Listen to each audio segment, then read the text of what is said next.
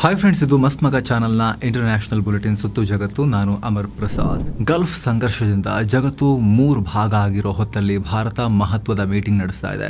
ಬದ್ಧ ವೈರಿಗಳನ್ನ ಮುಖಾಮುಖಿ ಮಾಡಿಸಿದೆ. ಇನ್ನೊಂದ್ ಕಡೆ ಅಮೆರಿಕ ಅಧ್ಯಕ್ಷ ಟ್ರಂಪ್ಗೆ ಚೀನಾ ದೊಡ್ಡ ಎಚ್ಚರಿಕೆ ಕೊಟ್ಟಿದೆ. ಬೇರೆಯವರೊಂದಿಗೆ ನೀವು ಆಡೋ ಆಟವನ್ನ ನಮ್ಮೊಂದಿಗೆ ಆಡಕ ಬಂದ್ರೆ ಯುದ್ಧ ಆಗುತ್ತೆ ಹುಷಾರ್ ಅಂತ ಚೀನಾ ಅಧ್ಯಕ್ಷ ಜಿನ್ಪಿಂಗ್ ವಾರ್ನಿಂಗ್ ಕೊಟ್ಟಿದ್ದಾರೆ. ಅತ್ತ ಪಾಕಿಸ್ತಾನದ ಬಗ್ಗೆ RSS ದೊಡ್ಡ ಹೇಳಿಕೆ ಕೊಟ್ಟಿದೆ. ಈ ಕಡೆ ಬಾಂಗ್ಲಾದೇಶ ಪುನಃ ಭಾರತಕ್ಕೆ ಪ್ರಚೋದನೆ ಕೊಡುವ ಕೆಲಸ ಮಾಡಿದೆ. ಎಲ್ಲವನ್ನ 1 by 1 ಕ್ವಿಕ್ ಆಗಿ ನೋಡ್ತಾ ಹೋಗೋಣ. ಮೊದಲಿಗೆ ಯುಕ್ರೇನ್ ಮೇಲೆ ರಷ್ಯಾ ಮಾಡಿರೋ ದಾಳಿಯಿಂದ ನಾವು ಶುರು ಮಾಡೋಣ. ಅಮೆರಿಕ ಅಧ್ಯಕ್ಷ ಟ್ರಂಪ್ ಚೀನಾಗೆ ಕಾಲಿಡ್ತಿದ್ದ ಹಾಗೆ ರಷ್ಯಾ ಯುಕ್ರೇನ್ ಮೇಲೆ ಭೀಕರ ದಾಳಿ ಮಾಡಿದೆ. ಕಳೆದ 4 ವರ್ಷಗಳ ಯುದ್ಧದಲ್ಲಿ ಇದೇ ದೊಡ್ಡ ದಾಳಿ. ಯುಕ್ರೇನ್ನ 20 ಪ್ರದೇಶಗಳನ್ನ ಗುರಿಯಾಗಿಸಿ ಒಂದೇ ದಿನಕ್ಕೆ ಕನಿಷ್ಠ 800 ಡ್ರೋನ್ಗಳನ್ನ ರಷ್ಯಾ ಫೈರ್ ಮಾಡಿದೆ. ಪ್ರಮುಖ ಇನ್ಫ್ರಾಸ್ಟ್ರಕ್ಚರ್ ಅನ್ನ ಟಾರ್ಗೆಟ್ ಮಾಡಿದೆ. ಇದುವರೆಗೂ ಕನಿಷ್ಠ 6 ಮಂದಿ ಮೃತಪಟ್ಟಿದ್ದಾರೆ, ಹಲವರು ಗಾಯಗೊಂಡಿದ್ದಾರೆ. ರಷ್ಯಾ ಮೊದಲಿಗೆ ಸಾಲು ಡ್ರೋನ್ ನುಗ್ಗಿಸಿ ನಮ್ಮ ಏರ್ ಡಿಫೆನ್ಸ್ ಸಿಸ್ಟಮ್ ಗಳನ್ನ ಬ್ಯುಸಿ ಮಾಡ್ತು. ಇದೇ ಗ್ಯಾಪ್ ನಲ್ಲಿ ನಮ್ಮ ದೇಶದ ಇಂಪಾರ್ಟೆಂಟ್ ಟಾರ್ಗೆಟ್ ಗಳ ಮೇಲೆ ಪವರ್ಫುಲ್ ಮಿಸೈಲ್ ಗಳಿಂದ ದಾಳಿ ಮಾಡ್ತು ಅಂತ ಜೆಲೆನ್ಸ್ಕಿ ಸ್ಟೇಟ್ಮೆಂಟ್ ಕೊಟ್ಟಿದ್ದಾರೆ. ಹಾಗೆ ಅಮೆರಿಕ ಅಧ್ಯಕ್ಷ ಡೊನಾಲ್ಡ್ ಟ್ರಂಪ್ ಚೀನಾಗೆ ಭೇಟಿ ಕೊಡ್ತಿರುವಾಗಲೇ ರಷ್ಯಾ ಇಂಥ ದೊಡ್ಡ ದಾಳಿ ಮಾಡಿದೆ. ಇದನ್ನ ಕೋಇನ್ಸಿಡೆನ್ಸ್ ಅಂತ ಕರೆಯಕ್ ಆಗಲ್ಲ ಅನ್ನೋ ಹೇಳಿಕೆ ಕೊಟ್ಟಿದ್ದಾರೆ. ಅಷ್ಟೇ ಅಲ್ಲ, ರಷ್ಯಾದ ಡ್ರೋನ್ಗಳು ಪೋಲೆಂಡ್ ಗಡಿ ಹತ್ರದಲ್ಲಿರೋ ಯುಕ್ರೇನ್ ನಗರಗಳನ್ನ ಕೂಡ ಟಾರ್ಗೆಟ್ ಮಾಡಿವೆ. ಹೀಗಾಗಿ ತಕ್ಷಣ ಪೋಲೆಂಡ್ ತನ್ನ ಸೇನಾ ವಿಮಾನಗಳನ್ನ ಹಾರಿಸಿತು. ಅಲ್ಲದೆ ಹಂಗೇರಿ ಸಮುದಾಯಗಳಿರೋ ಯುಕ್ರೇನ್ನ ಪಶ್ಚಿಮ ಭಾಗದ ಮೇಲೂ ಕೂಡ ರಷ್ಯಾ ದಾಳಿ ಮಾಡಿದೆ. ಹೀಗಾಗಿ ಹಂಗೇರಿ ರಷ್ಯಾದ ರಾಯಭಾರಿಗೆ ಸಮನ್ಸ್ ಕೂಡ ಕೊಡ್ತು. ಬುಡಾಪೆಸ್ಟ್ ನಲ್ಲಿರೋ ರಷ್ಯನ್ ರಾಯಭಾರಿಯನ್ನ ಕರೆಸಿ ಪ್ರತಿಭಟನೆ ದಾಖಲು ಮಾಡಿದೆ. ಈ ನಡುವೆ ರಷ್ಯಾ ವಕ್ತಾರ ಡಿಮಿಟ್ರಿ ಪೆಸ್ಕೋವ್ ಇಂಟ್ರೆಸ್ಟಿಂಗ್ ಹೇಳಿಕೆ ಕೊಟ್ಟಿದ್ದಾರೆ. ಅಮೆರಿಕದೊಂದಿಗೆ ಆರ್ಥಿಕ ಮತ್ತು ವ್ಯಾಪಾರ ಸಂಬಂಧವನ್ನು ವಿಸ್ತರಿಸೋಕೆ ರಷ್ಯಾ ಓಪನ್ ಇದೆ, ಆದ್ರೆ ಯುಕ್ರೇನ್ ಎಲ್ಲದಕ್ಕೂ ಅಡ್ಡಗಾಲು ಹಾಕ್ತಾ ಇದೆ ಅನ್ನೋ ಹೇಳಿಕೆ ಕೊಟ್ಟಿದ್ದಾರೆ. ಹಾಗೆ ಅಮೆರಿಕ ಜೊತೆಗಿನ ಉದ್ವಿಗ್ನತೆ ಕಮ್ಮಿ ಆದ್ರೆ ಖಂಡಿತವಾಗ್ಲೂ 2 ರಾಷ್ಟ್ರಗಳ ನಡುವೆ ಹೊಸ ಆರ್ಥಿಕ ಅವಕಾಶಗಳು ಸೃಷ್ಟಿಯಾಗುತ್ತೆ ಅಂತ ಪೆಸ್ಕೋವ್ ಹೇಳಿದ್ದಾರೆ. ಇದಕ್ಕೂ ಮುಂಚೆ ಚೀನಾ ಅಪರೂಪಕ್ಕೆ ಅಂತ ತನ್ನ ಮನೆಗೆ ಅಮೆರಿಕ ಅಧ್ಯಕ್ಷ ಟ್ರಂಪ್ ರನ್ನ ಕರೆಸಿ ಅವರಿಗೆ ದೊಡ್ಡ ವಾರ್ನಿಂಗ್ ಕೊಟ್ಟಿದೆ. ತೈವಾನ್ ವಿಚಾರದಲ್ಲಿ ಸುಮ್ಮನಿದ್ರೆ ಸರಿ ಅಂತ ಹೇಳಿ ತಾಕೀತು ಮಾಡಿದೆ. ಸದ್ಯ 3 ದಿನಗಳ ಚೀನಾ ಪ್ರವಾಸದಲ್ಲಿರೋ ಟ್ರಂಪ್ ಅಧ್ಯಕ್ಷ ಜಿನ್ಪಿಂಗ್ ರನ್ನ ಮೀಟ್ ಮಾಡಿ ದ್ವಿಪಕ್ಷೀಯ ಮಾತುಕತೆ ನಡೆಸಿದ್ರು. ಈ ವೇಳೆ ಜಿನ್ಪಿಂಗ್ ತೈವಾನ್ ವಿಚಾರದಲ್ಲಿ ಎಚ್ಚರಿಕೆಯಿಂದ ಇರಿ ಅಂತ ಹೇಳಿ ಟ್ರಂಪ್ಗೆ ನೇರವಾಗಿ ವಾರ್ನಿಂಗ್ ಕೊಟ್ಟಿದ್ದಾರೆ. ಚೀನಾ ಮತ್ತು ಅಮೆರಿಕ ನಡುವೆ ತೈವಾನ್ ಅತಿ ಮುಖ್ಯ ವಿಚಾರ. ಇದನ್ನ ಸರಿಯಾಗಿ ಹ್ಯಾಂಡಲ್ ಮಾಡಬೇಕು, ಹಾಗಿದ್ರೆ ಮಾತ್ರ ನಮ್ಮ ಸಂಬಂಧ ಚೆನ್ನಾಗಿರೋಕ್ ಸಾಧ್ಯ ಅಂತ ಹೇಳಿದ್ದಾರೆ. ಇಲ್ಲ ಅಂದ್ರೆ ನಮ್ ನಡುವೆ ದೊಡ್ಡ ಘರ್ಷಣೆ ಆಗುತ್ತೆ. ಇದು 2 ರಾಷ್ಟ್ರಗಳ ನಡುವೆ ಯುದ್ಧಕ್ಕೂ ಕಾರಣ ಆಗಬಹುದು, ಅಂದ್ರೆ ಸಂಘರ್ಷಕ್ಕೆ ಅಂತ ಶಿ ಜಿನ್ಪಿಂಗ್ ಹೇಳಿದ್ದಾರೆ. ಈ ಭೇಟಿಗೂ ಮುನ್ನ ಟ್ರಂಪ್ ಜಿನ್ಪಿಂಗ್ ರನ್ನ ಹಾಡಿ ಹೊಗಳಿದ್ರು. ಅವರು ಗ್ರೇಟ್ ಲೀಡರ್, ಒಳ್ಳೆ ಫ್ರೆಂಡ್ ಅಂತೆಲ್ಲ ಹೇಳಿದ್ರು. ಹಾಗೆ ಭೇಟಿಗೆ ಹೋಗ್ತಿದ್ದಾಗ ನೋಡ್ತಾ ಇರಿ, ಅಮೆರಿಕ ಚೈನಾ ಸಂಬಂಧ ಹಿಂದೆಂದಿಗಿಂತಲೂ ಸ್ಟ್ರಾಂಗ್ ಆಗುತ್ತೆ ಅಂತೆಲ್ಲ ಟ್ರಂಪ್ ಬಡಾಯಿ ಕೊಚ್ಕೊಂಡಿದ್ರು. ಆದರೆ ಟ್ರಂಪ್ ಮಾತಿಗೆ ಮರುಳಾಗದ ಜಿನ್ಪಿಂಗ್ ಟ್ರಂಪ್ ರನ್ನ ವಾಪಸ್ ಹೊಗಳೋ ಕೆಲಸವನ್ನ ಇದುವರೆಗೂ ಮಾಡಿಲ್ಲ. ಬದಲಿಗೆ ಅವರು ಸ್ಟ್ಯಾಂಡರ್ಡ್ ಮೇಂಟೈನ್ ಮಾಡಿದ್ದಾರೆ. ಚೈನೀಸ್ ನೋಡಿ, ನಾವಿಬ್ರು ಎದುರಾಳಿಗಳಲ್ಲ, ಒಳ್ಳೆ ಪಾರ್ಟ್ನರ್ಸ್ ಆಗಿರೋಣ, ನಮ್ಮಿಬ್ಬರ ಸಹಕಾರದಿಂದ ಪ್ರಪಂಚಕ್ಕೆ ಒಳ್ಳೇದಾಗುತ್ತೆ ಅಂತ ಹೇಳಿ ಟ್ರಂಪ್ಗೆ ಜಿನ್ಪಿಂಗ್ ಉಪದೇಶ ಮಾಡಿದ್ದಾರೆ. ನಾವು ಈ ಸುತ್ತು ಜಗತ್ತು ರೆಕಾರ್ಡ್ ಮಾಡೋ ತನಕ ತೀರಾ ಹೊಗಳಿಕೆ ಸ್ಟೇಟ್ಮೆಂಟ್ ಚೈನಾದಿಂದ ಯಾವುದೂ ಬಂದಿಲ್ಲ. ಮುಂದೆ ಬರುತ್ತಾ ಇಲ್ಲ ನೋಡೋಣ. ಇನ್ನು ಈ ದ್ವಿಪಕ್ಷೀಯ ಮಾತುಕತೆ ನಂತರವೂ ಟ್ರಂಪ್ ಪ್ರತಿಕ್ರಿಯೆ ಕೊಟ್ಟರು. ಅದ್ಭುತ ಅಂತ ಕರೆದಿದ್ದಾರೆ ಮಾತುಕತೆಯನ್ನ. ಬಹುಶಃ ಇದುವರೆಗಿನ ಅತಿ ದೊಡ್ಡ ಶೃಂಗಸಭೆ ಇದು. 2 ರಾಷ್ಟ್ರಗಳ ಫ್ಯೂಚರ್ ಫ್ಯಾಂಟಾಸ್ಟಿಕ್ ಆಗಿರುತ್ತೆ ಅಂತ ಟ್ರಂಪ್ ಹೇಳಿದ್ದಾರೆ. ಇನ್ನು ಟ್ರಂಪ್ ಜೊತೆ ಇಲಾನ್ ಮಸ್ಕ್ ಸೇರಿ ಹಲವು ಕಂಪನಿಗಳ ಟೆಕ್ ದಿಗ್ಗಜರು, ಸಿಇಒಗಳು, ಮುಖ್ಯಸ್ಥರುಗಳು ಚೀನಾಗೆ ಹೋಗಿದ್ದಾರೆ. ಅವ್ರನ್ನ ಜಿನ್ಪಿಂಗ್ ಭೇಟಿಯಾಗಿ ಮಹತ್ವದ ಚರ್ಚೆ ಮಾಡಿದ್ದಾರೆ. ಈ ವೇಳೆ ಅಮೆರಿಕನ್ ಕಂಪನಿಗಳಿಗೆ ಚೀನಾದಲ್ಲಿ ದೊಡ್ಡ ಅವಕಾಶಗಳಿವೆ. ವಿದೇಶಿ ಉದ್ಯಮಗಳಿಗೆ ಚೀನಾದ ಬಾಗಿಲು ಯಾವಾಗಲೂ ಓಪನ್ ಆಗಿರುತ್ತೆ ಅಂತ ಜಿನ್ಪಿಂಗ್ ಹೇಳಿದ್ದಾರೆ. ಇನ್ನು ಈ ಡಿಸ್ಕಷನ್ ಮುಗಿದ ಬಳಿಕ Apple CEO Tim Cook thumbs up ತೋರಿಸಿದ್ದಾರೆ. ಇದು ಅತ್ಯುತ್ತಮ ಚರ್ಚೆ ಅಂತ ಎನ್ವಿಡಿಯಾ ಮುಖ್ಯಸ್ಥ ಜೆನ್ಸನ್ ಹುವಾಂಗ್ ಕೂಡ ಹೇಳಿದ್ದಾರೆ.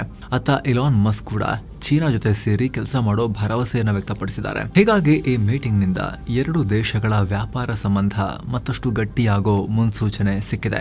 ಆದ್ರೆ ಚೈನಾ ಅಮೆರಿಕ ನಡುವೆ ಯಾವ್ಯಾವ ಒಪ್ಪಂದಗಳು ಆಗ್ತಾ ಇವೆ ಅನ್ನೋದ್ರ ಬಗ್ಗೆ ಇನ್ನಷ್ಟೇ ಕ್ಲಾರಿಟಿ ಸಿಗಬೇಕು.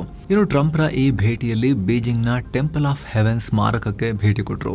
ಜಿನ್ಪಿಂಗ್ ಕೂಡ ಇದ್ರು. ಈ ವೇಳೆ ಅಮೆರಿಕದ ಸೀಕ್ರೆಟ್ ಸರ್ವಿಸ್ ಏಜೆಂಟ್ಸ್ ಮತ್ತು ಚೀನಾದ ಭದ್ರತಾ ಅಧಿಕಾರಿ ನಡುವೆ ಮಾತಿನ ಚಕಮಕಿ ಮತ್ತು ಘರ್ಷಣೆಯಾಗಿದೆ. ಹೀಗಂತ ರಿಪೋರ್ಟ್ಸ್ ಬರ್ತಾ ಇದಾವೆ.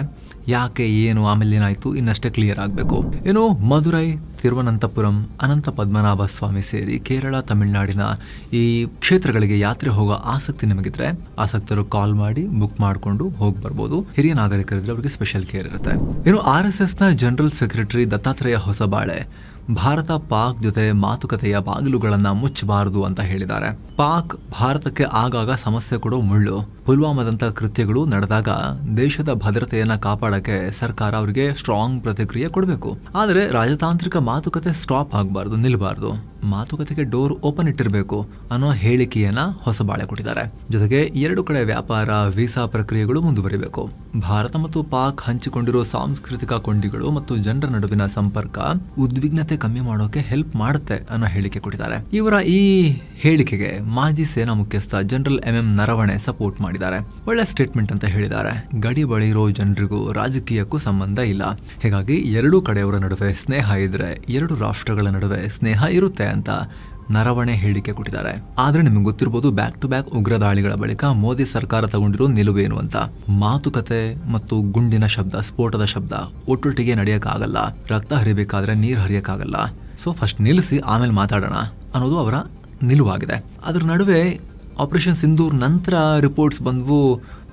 ಟ್ರ್ಯಾಕ್ 2+ ಈ ರೀತಿದು ಅನೌಪಚಾರಿಕ ಮಾತುಕತೆಗಳು ಬೇರೆ ಬೇರೆ ರಾಷ್ಟ್ರಗಳಲ್ಲಿ ಭಾರತದ ಪ್ರತಿನಿಧಿಗಳು ಮತ್ತು ಪಾಕ್ನ ಪ್ರತಿನಿಧಿಗಳ ನಡುವೆ ಆಗೋಕ್ಕೆ ಶುರುವಾಗಿದೆ ಅಂತ.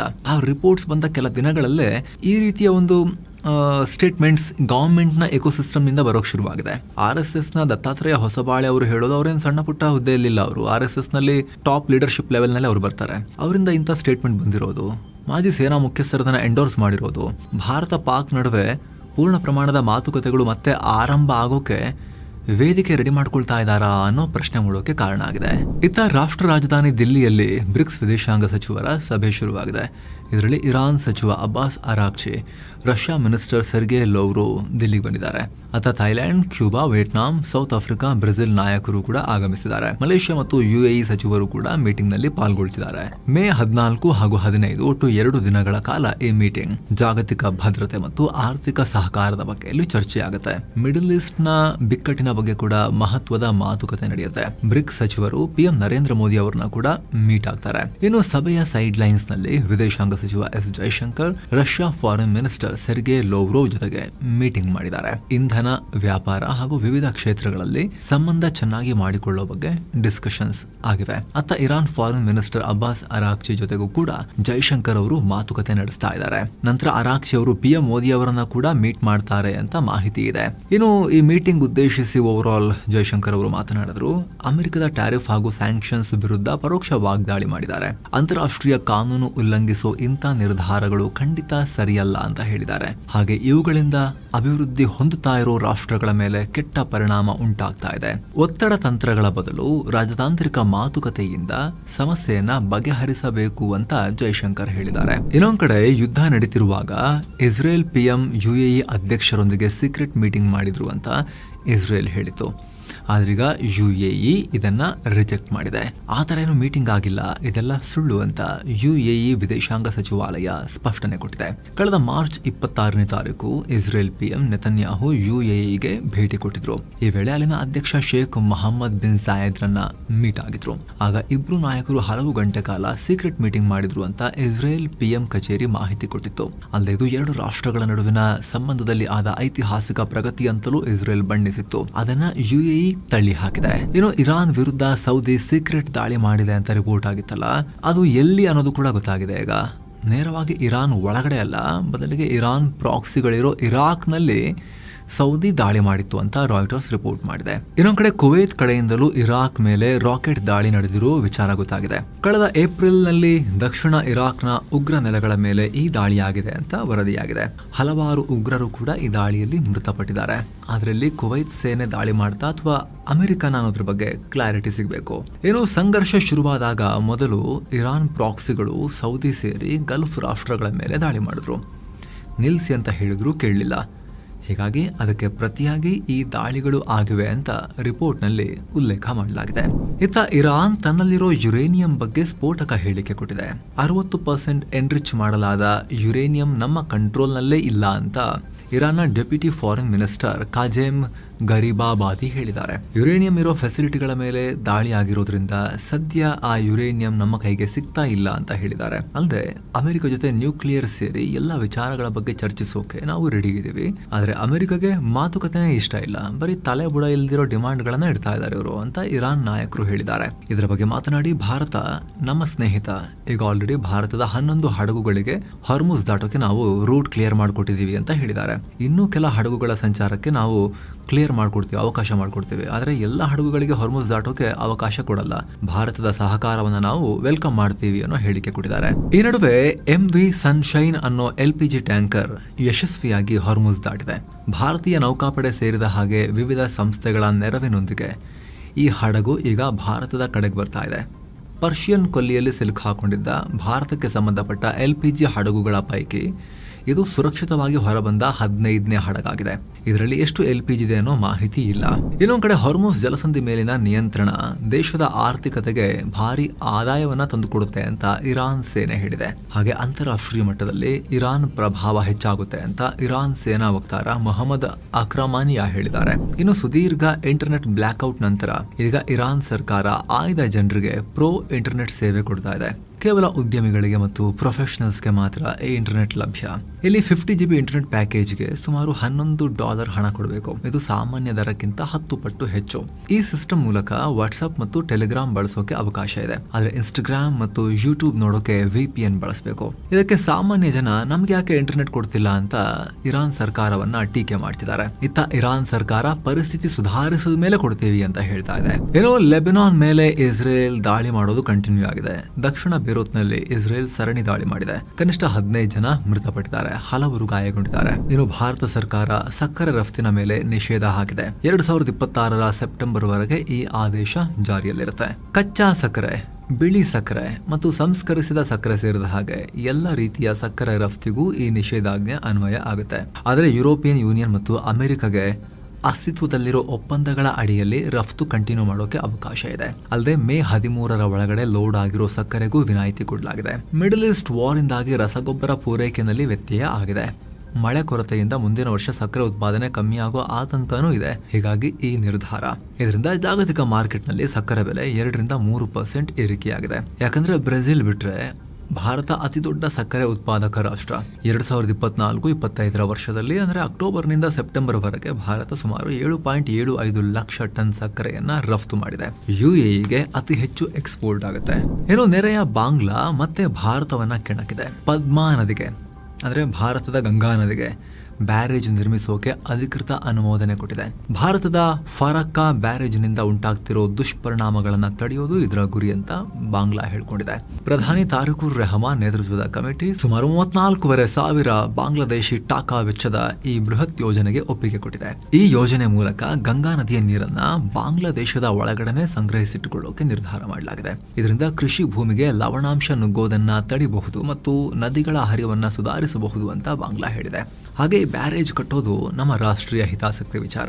ಇದ್ರ ಬಗ್ಗೆ ಇಂಡಿಯಾ ಜೊತೆ ಮಾತಾಡೋ ಅವಶ್ಯಕತೆ ಏನಿಲ್ಲ ಅಂತ ಬಾಂಗ್ಲಾ ಉದ್ದಟತನವನ್ನು ಮೆರೆದಿದೆ. 2033 ಒಳಗಡೆ ಕಾಮಗಾರಿ ಮುಗಿಸೋಕೆ ಡೆಡ್ ಲೈನ್ ಕೂಡ ಹಾಕೊಂಡಿದ್ದಾರೆ. ಬರೀ ನೀರಾವರಿ ಅಲ್ಲದೆ ಈ ಯೋಜನೆ ಅಡಿಯಲ್ಲಿ 113 ಮೆಗಾವ್ಯಾಟ್ ಸಾಮರ್ಥ್ಯದ 2 ಜಲ ವಿದ್ಯುತ್ ಸ್ಥಾವರಗಳನ್ನ ಕೂಡ ನಿರ್ಮಾಣ ಮಾಡೋಕೆ ಪ್ಲಾನ್ ಮಾಡಿದ್ದಾರೆ.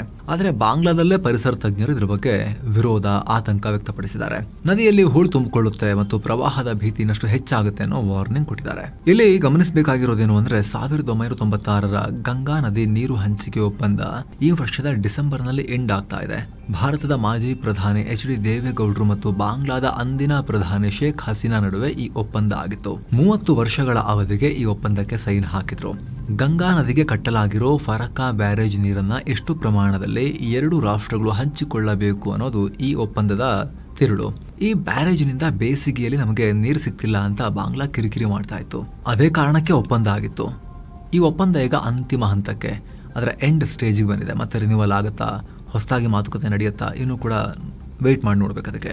ಆದರೆ ಅದಕ್ಕೂ ಮುನ್ನವೇ ಬಾಂಗ್ಲಾ ಈಗ ಬ್ಯಾರೇಜ್ ಕಟ್ಟೋಕೆ ಹೊರಟಿರೋದ್ರಿಂದ ಅಲ್ಲಿ ನೀರನ್ನು ಅವರು ಹಿಡಿದಿಡೋಕೆ ಶುರು ಮಾಡಿದಾಗ ಭಾರತಕ್ಕೆ ಹೆಚ್ಚಿನ ಸಮಸ್ಯೆ ಆಗ್ಬೋದು. ಯಾಕಂದರೆ ಮಳೆಗಾಲದಲ್ಲಿ ಹಿನ್ನೀರು ಭಾರತದ ಪಶ್ಚಿಮ ಬಂಗಾಳದ ಗಡಿ ಜಿಲ್ಲೆಗಳಿಗೆ ನುಗ್ಗಬಹುದು. ಇದರಿಂದ ಮಾಲ್ಡಾ ಮತ್ತು ಮುರ್ಷಿದಾಬಾದ್ ಜಿಲ್ಲೆಗಳಲ್ಲಿ ಪ್ರವಾಹ ಉಂಟಾಗೋ ಆತಂಕ ಇದೆ. ಜೊತೆಗೆ ನೀರನ್ನ ಅತಿಯಾಗಿ ತಡೆದ್ರೆ ನದಿಯ ನೈಸರ್ಗಿಕ ಹರಿವಿನಲ್ಲಿ ಬದಲಾವಣೆಯಾಗಬಹುದು. ಇದು ಭಾರತದ ಸೈಡ್ನಲ್ಲಿ ನದಿ ದಂಡೆಗಳ ಸವಕಳಿ ಕಾರಣ ಆಗಿ ಕೃಷಿ ಭೂಮಿಗೆ ಸಮಸ್ಯೆ ಮಾಡಬಹುದು. ಹೀಗಾಗಿ ಭಾರತದ ಪ್ರತಿಕ್ರಿಯೆ ಈಗ ನೋಡ್ಬೇಕಾಗತ್ತೆ ಏನಿರುತ್ತೆ ಅಂತ. ಇತ್ತ ಬಲೂಚಿಸ್ತಾನದಲ್ಲಿ ಬಲೂಚ್ ಲಿಬರೇಷನ್ ಆರ್ಮಿ ಮತ್ತೆ ದೊಡ್ಡ ದಾಳಿ ಮಾಡಿದೆ. ಪಾಕ್ ಆರ್ಮಿ ಮೇಜರ್ ಸೇರಿ 11 ಸೈನಿಕರು ಪ್ರಾಣ ಕಳ್ಕೊಂಡಿದ್ದಾರೆ. ಬಲೂಚಿಸ್ತಾನದ ಚಮಲಾಂಗ್ ಪ್ರದೇಶದಲ್ಲಿ ಪಾಕ್ ಸೇನೆ ಮತ್ತು BLA ನಡುವೆ ಈ ಹೊಡೆದಾಟ ಆಗಿತ್ತು. ಇಂಟೆಲಿಜೆನ್ಸ್ ಬೇಸ್ಡ್ ಆಪರೇಷನ್ ಮಾಡ್ತೀವಿ ಅಂತ ಪಾಕ್ ಸೇನೆ ಅಲ್ಲಿಗೆ ಹೋಗಿತ್ತು. ಆದ್ರೆ ಕಾದು ಕುತ್ಕೊಂಡಿದ್ದ ಬಲೂಚ್ ಲಿಬರೇಷನ್ ಸೇನೆಯವರು ಪಾಕ್ ಸೇನೆಗೆ ಹೊಡೆದು ಓಡಿಸಿದ್ದಾರೆ, ಸರಿ ಕೊಟ್ಟಿದ್ದಾರೆ ಪೆಟ್ಟು. ಏನೋ ಕೆನಡಾ, ಗ್ರೀನ್ಲ್ಯಾಂಡ್ ಎಲ್ಲ ಆಯ್ತು. ಈಗ ವೆನೆಜುವೆಲಾವನ್ನ ಅಮೆರಿಕದ 51ನೇ ರಾಜ್ಯ ಅಂತ ಅಮೆರಿಕ ಅಧ್ಯಕ್ಷ ಟ್ರಂಪ್ ಪೋಸ್ಟ್ ಹಾಕಿದ್ದಾರೆ. ಇದನ್ನ ವೈಟ್ ಹೌಸ್ ಬೇರೆ ಶೇರ್ ಮಾಡಿದೆ. ಈ ಹಿಂದೆ ವೆನೆಜುವೆಲಾ ನಮ್ಮ 51ನೇ ರಾಜ್ಯ ಆದ್ರೆ ಹೇಗೆ ಅಂತ ಕೇಳ್ತಾ ಇದ್ರು, ಕಾಮೆಂಟ್ರಿ ಕೊಡ್ತಾ ಇದ್ರು ಟ್ರಂಪ್. ಅದಕ್ಕೆ ಇತ್ತೀಚೆಗೆ ವೆನೆಜುವೆಲಾ ಹಂಗಾಮಿ ಅಧ್ಯಕ್ಷ ಡೆಲ್ಸಿ ರೋಡ್ರಿಗಸ್ ಇದೇನ್ರಿ ಮಾತಾಡ್ತೀರಾ, ಆಗಲ್ಲ ಅನ್ನೋ ಹೇಳಿಕೆ ಕೊಟ್ಟಿದ್ರು. ಆದ್ರೂ ಟ್ರಂಪ್ ಸುಮ್ಮನಾಗ್ತಾ ಇಲ್ಲ. ಇನ್ನು MV ಹಾಂಡಿಯಸ್ ಕ್ರೂಸ್ ಹಡಗಿನಲ್ಲಿ ಹಾಂಟಾ ವೈರಸ್ ಸೋಂಕು ಹರಡಿತ್ತಲ್ಲ, ಆಂಡಿಸ್ ವೈರಸ್ ವೇರಿಯಂಟ್ ಅದು ಅಂತ ವಿಶ್ವ ಆರೋಗ್ಯ ಸಂಸ್ಥೆ ಹೇಳಿದೆ. ಈವರೆಗೆ 8 ಮಂದಿಯಲ್ಲಿ ಸೋಂಕು ಕಾಣಿಸಿಕೊಂಡಿದೆ. ಇಬ್ಬರಲ್ಲಿ ಇನ್ನೂ ಸೋಂಕು ಇರೋ ಶಂಕೆ ಇದೆ. ಹಾಂಟಾ ವೈರಸ್ ತಳಿಗಳಲ್ಲಿ ಆಂಡಿಸ್ ವೈರಸ್ ಮಾತ್ರ ಮನುಷ್ಯರಿಂದ ಮನುಷ್ಯರಿಗೆ ನೇರವಾಗಿ ಹರಡೋ ವೈರಸ್ ಹಾಂಟಾ ಕ್ಯಾಟಗರಿಯಲ್ಲಿ. ಸದ್ಯ ಈ ಹಡಗಿನಲ್ಲಿದ್ದ 120ಕ್ಕೂ ಅಧಿಕ ಪ್ರಯಾಣಿಕರು ಮತ್ತು ಸಿಬ್ಬಂದಿಯನ್ನ ಕ್ವಾರಂಟೈನ್ಗೆ ಒಳಪಡಿಸಲಾಗಿದೆ ವಿವಿಧ ರಾಷ್ಟ್ರಗಳಲ್ಲಿ. ಸೊ ಫ್ರೆಂಡ್ಸ್, ಇದಾಗಿತ್ತು ಇವತ್ತಿನ ಜಗತ್ತಿನ ಸುತ್ತಾಟ. ಸ್ನೇಹಿತರೆ, ವಿಡಿಯೋ ಕೆಳಗಿರೋ ಜಾಯಿನ್ ಬಟನ್ ಮೂಲಕ ಆಸಕ್ತ ವೀಕ್ಷಕರು ಮಸ್ಮಗ ಪ್ರೀಮಿಯಂ ಮೆಂಬರ್ಶಿಪ್ಗೆ ಚಾನಲ್ ಮೆಂಬರ್ ಆಗಿ ಜಾಯಿನ್ ಆಗ್ಬೋದು. ಆಗ ಎಲ್ಲಾ ಮೆಂಬರ್ ಓನ್ಲಿ ವಿಡಿಯೋಸ್ ಅನ್ನ ನೋಡೋಕೆ ಶುರು ಮಾಡಬಹುದು. ಆಸಕ್ತರು ದಯವಿಟ್ಟು ಚೆಕ್ ಮಾಡಿ. ಮತ್ತೆ ಭೇಟಿ ಆಗ್ತಿರೋಣ. ನಮಸ್ಕಾರ.